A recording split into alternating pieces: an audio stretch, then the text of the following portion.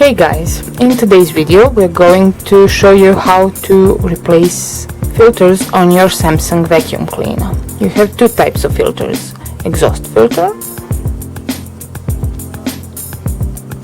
and sponge filter. This is how the filter looks like after a few months of use, and this is the brand new one.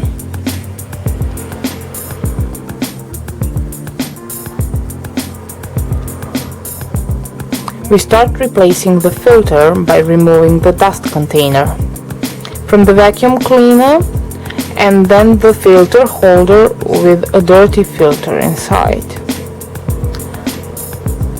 This filter is quite clogged with dust, as you can see a layer of dust on it.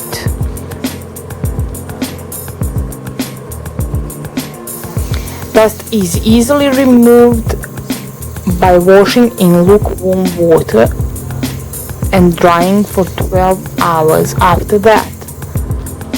Setting up a new one is easy, just put it in the bracket, and that's it. New filter is also washable. Wash it regularly after each vacuum.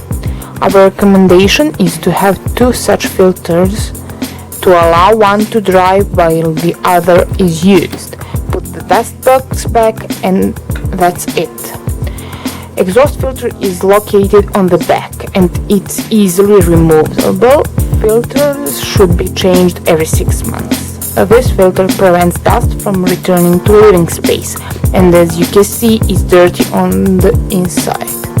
So let's move on to replacing the filter. As you can see, the difference in color is obvious. You push the filter into its place. This is not the type of filter that a vacuum cleaner comes with, because this is a HEPA filter,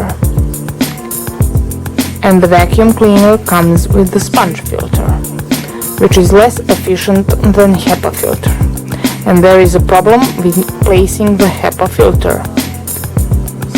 Sponge filter lays perfectly. A HEPA filter can also be installed with little work on the vacuum cleaner or the filter itself. You need to remove the rubber seal on the vacuum cleaner, which is the thickness of the edge of the HEPA filter, or work on the filter to trim the edges of the HEPA filter.